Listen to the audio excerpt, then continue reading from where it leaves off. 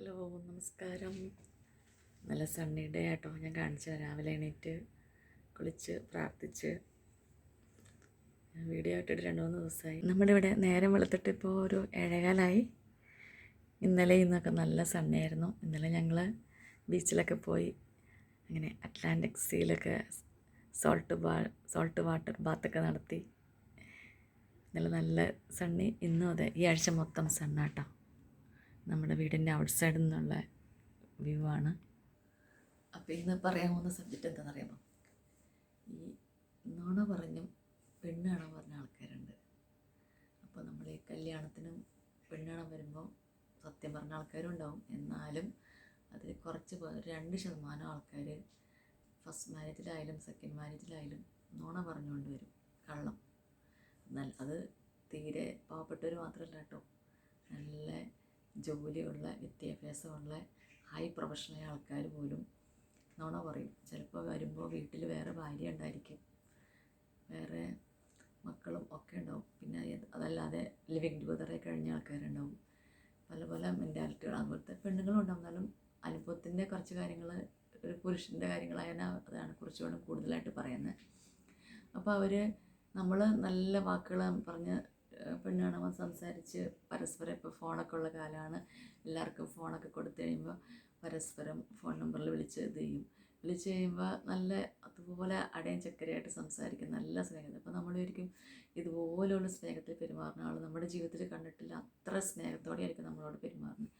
അപ്പോൾ അങ്ങനെ ഇരിക്കുമ്പോൾ പിന്നെ കുറച്ച് കഴിയുമ്പോൾ നമുക്ക് ഈ പിരിയാൻ പറ്റാത്ത അവസ്ഥയാണ്. പിന്നെ നമ്മൾ വേറെ, അതുകൊണ്ട് വീട്ടുകാരെന്താ ചെയ്യുന്നത് വെച്ചിട്ടുണ്ടെങ്കിൽ ആരെങ്കിലും എന്തായാലും പൂർണ്ണമായി അന്വേഷിക്കുക.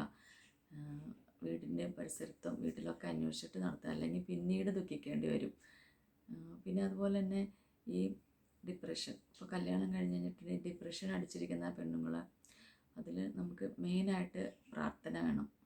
പ്രാർത്ഥിച്ച് നമുക്ക് ഒരു പരിധിവരെ അമ്പലങ്ങളിൽ പോവാം, അല്ലെങ്കിൽ നമ്മൾ ഏത് മതത്താണെങ്കിലും അവിടെ പോയി പ്രാർത്ഥിക്കുക. അതിനൊരു പോസിറ്റിവിറ്റി കിട്ടും നമുക്ക് അവിടെ പോയിരിക്കുമ്പോൾ. ഒരു ആരാധനാലയങ്ങളും അല്ലെങ്കിൽ ബീച്ചുകളിൽ പോവാം, കുറച്ച് മനുഷ്യരെ കാണുന്ന ഒരു ഏരിയയിൽ പോകുമ്പോൾ കുറച്ചൊരു സമാധാനം സന്തോഷം കിട്ടും. അതല്ലാതെ നമുക്ക് നല്ലൊരു ഫ്രണ്ട്സ് ഉണ്ടെങ്കിൽ നമ്മൾ അവരോടെല്ലാം തുറന്നു പറയാം. നമ്മൾ മനസ്സിൻ്റെ ഉള്ളിൽ വെച്ചിട്ട് എല്ലാ വേദനകളും വെച്ചിരിക്കുമ്പോൾ അത് നമ്മുടെ ഹൃദയത്തിൻ്റെ ഉള്ളിൽ നിറഞ്ഞത് പൊട്ടും, ഭയങ്കര പാടായിരിക്കും, ഡിപ്രഷൻ വരും. ചില ആൾക്കാരാണ് അങ്ങനെ സൂയിസൈഡിൽ അറ്റംപ്റ്റിലേക്ക് വേണം. നമ്മൾ കഴിഞ്ഞ 2 വർഷം ആയിട്ട് ദുബായിലൊക്കെ ഒത്തിരി സൂയിസൈഡ് പേപ്പറിൽ ന്യൂസിലൊക്കെ വായിക്കാൻ പറഞ്ഞു, സോഷ്യൽ മീഡിയ വഴി അറിഞ്ഞു. അത് ശരിക്കും പറഞ്ഞാൽ അവരൊക്കെ ചിലപ്പോൾ നല്ല പണമുള്ള വീട്ടിൽ പെൺകുട്ടികളായിരിക്കും, ഒത്തിരി സ്ത്രീധനം കൊടുത്ത് കല്യാണം കഴിച്ചായിരിക്കും. പക്ഷേ ആ ഒരു നിമിഷം അവരുടെ ഫാമിലിയിൽ വളരെ ചിലപ്പോൾ അവർക്ക് ആരോടും പറയാൻ പറ്റാത്ത ഒത്തിരി സാഹചര്യങ്ങളുണ്ടായിരിക്കും. ആ സാഹചര്യങ്ങൾ വീട്ടിലറിഞ്ഞ് അവർ വഴക്ക് പറയും, നാട്ടുകാരറിഞ്ഞ് എല്ലാവരും അറിഞ്ഞ് വലിയ ആർഭാടത്തോടെ നടത്തിയ കല്യാണമായിരിക്കും. പക്ഷേ വീട്ടിൽ വന്ന് നിൽക്കുമ്പോൾ നാണക്കേട്, ഫ്രണ്ട്സിൻ്റെ ഇടയിൽ നാണക്കേടൊക്കെ, അതൊക്കെ ഓർത്തിട്ട് അങ്ങനെ തീർക്കാമെന്ന് വിചാരിക്കും. പക്ഷേ ചിലപ്പോൾ കുഞ്ഞുണ്ടാവും, അല്ലെങ്കിൽ കുഞ്ഞിനെ കൊണ്ട് പോകുന്ന ആൾക്കാരുണ്ടാവും, കുഞ്ഞിനെ ഒറ്റയ്ക്കാക്കിയിട്ട് പോകുന്ന ആൾക്കാരുണ്ടാവും. പക്ഷേ അവരുടെ നല്ലൊരു ജീവിതമാണ് നശിപ്പിച്ചതാണ്. അപ്പോൾ എന്താണെന്ന് വെച്ചിട്ടുണ്ടെങ്കിൽ നമ്മൾ ഈ കാര്യങ്ങളൊക്കെ ആരെങ്കിലോടൊക്കെ പറയാൻ പറ്റുന്ന അവസരം ഉണ്ടെങ്കിൽ അവരോടൊക്കെ ഒന്ന് തുറന്ന് പറയുക. നമുക്ക് നല്ല ഫ്രണ്ട്സ്. അപ്പോൾ നമ്മൾ നാണക്കേടും മാനക്കേടും വിചാരിക്കേണ്ട ആവശ്യമില്ല. നമ്മുടെ സ്വന്തം ജീവിതവും നമ്മുടെ സ്വന്തം ആയുസ്സും വേണമെങ്കിൽ പറയുക. അപ്പോൾ നമ്മുടെ വീട്ടുകാരും ഒരു സപ്പോർട്ട് ചെയ്യില്ലായിരിക്കും. പക്ഷെ നല്ല പണമുള്ള ആൾക്കാരാണ്, അവരുടെ വീട്ടുകാരും നോക്കാം. നല്ല കഴിവുള്ള വീടും സ്ഥലവും പണമൊക്കെ ഉള്ള ആൾക്കാരാണെങ്കിൽ അവരോടൊന്ന് സംസാരിക്കുക. അല്ലെങ്കിൽ സ്വന്തമായി ജോലിയുള്ളവരാണെങ്കിൽ അതിൽ നിൽക്കുക. പിന്നെ ആദ്യമായിട്ട് അവരോട് നമ്മൾ ഫ്രണ്ട്സിനോട് സംസാരിക്കുക. നമുക്കൊരാവശ്യം വരുമ്പോൾ ചില ആൾക്കാർ നമ്മൾ വിളിക്കുമ്പോൾ നമ്മൾ എന്തായാലും, നമ്മുടെ കൂട്ടുകാർ വിളിക്കുമ്പോൾ നമ്മളെ ഫോണൊന്ന് അറ്റൻഡ് ചെയ്യുക. നമ്മൾ ചിലപ്പോൾ കാല് പിടിച്ച് ഫോൺ എടുക്കുമോ എന്നൊക്കെ അവർ പറയും, അവർക്ക് ബിസിയാണ്, ബുദ്ധിമുട്ടാണെന്നൊക്കെ പറയും. പക്ഷേ ശരിക്കും ഒന്ന് ഓർക്കണം, അവരെന്തെങ്കിലും ഒരു കാര്യം പറയാൻ വേണ്ടിയായിരിക്കും നമ്മളെ വിളിക്കുന്നത്. നമ്മളെ വിളിക്കുമ്പോൾ നമ്മളൊന്ന് ആ ഫോണൊന്ന് അറ്റൻഡ് ചെയ്ത് അവർ പറയണത് എന്താ ഒന്ന് കേൾക്കുക. കേട്ട് കഴിയുമ്പോൾ നമുക്കറിയാലോ, ചിലപ്പോൾ നമ്മളായിരിക്കുന്ന സംസാരത്തിൽ, നമ്മളിപ്പോൾ അവരുടെ പേഴ്സണൽ കാര്യം സംസാരിക്കേണ്ട, ഇന്നത്തെ കാര്യം, അന്ന് ഞാൻ പുറത്തു പോയി, ഞങ്ങൾ ഇന്ന് തന്നെ ആൾക്കാരുടെ അല്ലെങ്കിൽ നമ്മുടെ ഫ്രണ്ട്സ് ആകുമ്പോൾ ഓൾഡ് പരിചയമുള്ള കൂട്ടുകാരികളൊക്കെ അറിയാമല്ലോ, ഇന്ന് കൂട്ടുകാരിയെ കണ്ടു, അവർക്കുടെ വിശേഷങ്ങൾ പറയുക, അല്ലെങ്കിൽ സിനിമയ്ക്ക് പോയ കാര്യം, അല്ലെങ്കിൽ നമ്മൾ എന്തെങ്കിലും ഒരു തമാശകായ അവൾക്ക് സംഭവിച്ച കാര്യങ്ങളൊക്കെ നമുക്ക് അറിയാവുന്ന കാര്യങ്ങളെക്കുറിച്ചൊക്കെ പറയുമ്പോൾ അത് ഇപ്പറ കേൾക്കുന്ന ആൾക്കൊരു മനസ്സമാധാനമാണ്. അപ്പോൾ അവളുടെ ആ നിമിഷത്തെ ചിന്തകൾ മനസ്സൊക്കെ മാറിക്കിട്ടും. അങ്ങനെ ഒരാളെ നമ്മളൊരു ഫോൺ കോളിലൂടെ രക്ഷപ്പെടുത്താൻ പറ്റും. ശരിക്കും പറഞ്ഞാൽ മനസ്സ് തുറന്ന് സംസാരിക്കേണ്ട ആളുണ്ടെങ്കിൽ ഏത് ഡിപ്രഷനൊക്കെ മാറി സൂയിസൈഡിൻ്റെ അറ്റംപ്റ്റിലേക്ക് പോകേണ്ട ആവശ്യമൊന്നുമില്ല. നമുക്ക് നല്ലൊരു സുഹൃത്തില്ലെങ്കിൽ പോലും നമുക്ക് ആരെങ്കിലോടൊന്ന് തുറന്ന് പറയാനുള്ള അവസരം, അല്ലെങ്കിൽ കൗൺസിലിങ്ങിന് പോകണമെങ്കിൽ ഇപ്പോൾ ബുക്ക് ചെയ്ത് ഒക്കെ പോകണമായിരിക്കും. അതിൻ്റെ പ്രൊസീജിയറൊന്നും അറിയത്തില്ല.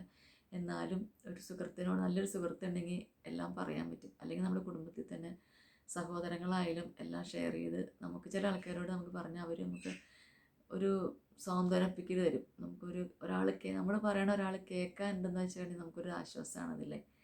അപ്പോൾ എല്ലാവരും എന്താ ചെയ്യേണ്ടതെന്ന് വെച്ചിട്ടുണ്ടെങ്കിൽ എന്തെങ്കിലും വിഷമമുണ്ടെങ്കിൽ നന്നായിട്ട് പ്രാർത്ഥിക്കുക, ദൈവത്തോട് വിളിക്കുക. പ്രാർത്ഥനയിലൂടെ നമുക്ക് കുറച്ചൊരു മനസ്സമാധാനം കിട്ടും. നമുക്ക് പിന്നെ ഡെയിലി കുറച്ച് നേരം ദൈവത്തിനോട് സംസാരിക്കാം നമ്മുടെ കാര്യങ്ങൾ. ദൈവമേ, ഇന്ന് എനിക്ക് ഇന്നത്തെ കാര്യങ്ങളൊക്കെയാണ്, എനിക്ക് വേറെ ആരോടും പറയാനില്ല, ഞാൻ എന്നോടെല്ലാം പറയാണ്, എനിക്കൊരു സൊല്യൂഷൻ തരണം, ഇന്നൊക്കെ കാര്യങ്ങളാണ് എനിക്കുള്ളത്, എനിക്ക് മനസ്സമാധാനം തരണം, എനിക്ക് പിടിച്ചേക്കാൻ പറ്റണം. അങ്ങനെയെല്ലാം പറഞ്ഞ് ദൈവത്തിനോട് സംസാരിക്കുക. ദൈവം എല്ലാത്തിനൊരു വഴി കാണിച്ചു തരും. പിന്നെ നമ്മുടെ ഫ്രണ്ട്സിനോട് സംസാരിക്കുക. കുറച്ച് നേരം ബീച്ചിലോ അല്ലെങ്കിൽ എന്തെങ്കിലും ഷോപ്പിങ്ങിനൊക്കെ പോവുക. നമ്മളൊക്കെ അങ്ങനെ ഒരു നമുക്കങ്ങനെ വരുന്ന അവസ്ഥയിൽ ഭയങ്കരമായ ശ്വാസം മുട്ടായിരിക്കും. നമ്മുടെ ചുറ്റും വായുണ്ട്, നമ്മൾ പുറത്തിറങ്ങിയുന്ന വായുണ്ട്, എല്ലാം ഉണ്ടെങ്കിൽ നമുക്ക് ശരിക്കും ഒന്ന് ശ്വസിക്കാൻ പറ്റാത്തൊരു ഫീൽ വരും. അങ്ങനെ ഒരു സമയം വരുമ്പോൾ നമ്മൾ എന്താ ചെയ്യണമെന്ന് വെച്ചാൽ, ഹൃദയം പൊട്ടണ വേദനയായിരിക്കും. ആരെങ്കിലും വിളിക്കുക, അത്ര തന്നെ. ഫസ്റ്റ് തന്നെ നമുക്ക് പരിചയമുള്ള ആരെങ്കിലും വിളിച്ച് എന്തെങ്കിലും സംസാരിക്കുക. ഒന്നിനും നമ്മളുടെ വേദന പറയുക. അല്ലെങ്കിൽ നമുക്ക് എന്തെങ്കിലും ഒരാളോട് വിളിക്കുമ്പോൾ നമുക്കൊരാൾ സംസാരിക്കാനുണ്ടല്ലോ, അപ്പോൾ നമ്മുടെ ഹൃദയം അങ്ങ് തുറക്കുക. അപ്പോൾ തന്നെ അതങ്ങ് ഡൈവേർട്ടായിപ്പോയി. അങ്ങനെ നമുക്കൊരു മനസ്സിന് സമാധാനം കിട്ടും. അപ്പോൾ അധികം പറഞ്ഞ് ബോറടിപ്പിക്കുന്നില്ല. ഇനി ഞങ്ങൾ ഇന്നലെ ബീച്ചിൽ പോയതിൻ്റെ ചെറിയൊരു വീഡിയോ നാളെ അപ്ലോഡ് ചെയ്യാം കേട്ടോ. എൻ്റെ കുഞ്ഞാവ കിടന്ന് ഉറങ്ങാൻ എണീച്ചിട്ടില്ല. ഇന്നലെ ഒത്തിരി ഞങ്ങൾ വൈകി. ബീച്ചിൽ പോയിട്ട് വന്ന് കുറേ നേരം ഇരുന്ന് കളിച്ച് എല്ലാം ചെയ്തു. അപ്പോൾ എല്ലാവർക്കും നന്മ ഓർത്തിട്ടെ, എല്ലാവർക്കും സമാധാനവും സന്തോഷവും ഐശ്വര്യവും നിറഞ്ഞൊരു ദിവസമാവട്ടെ ഇന്നത്തെ ദിവസം. എന്നും അങ്ങനെ ആയിരിക്കട്ടെ.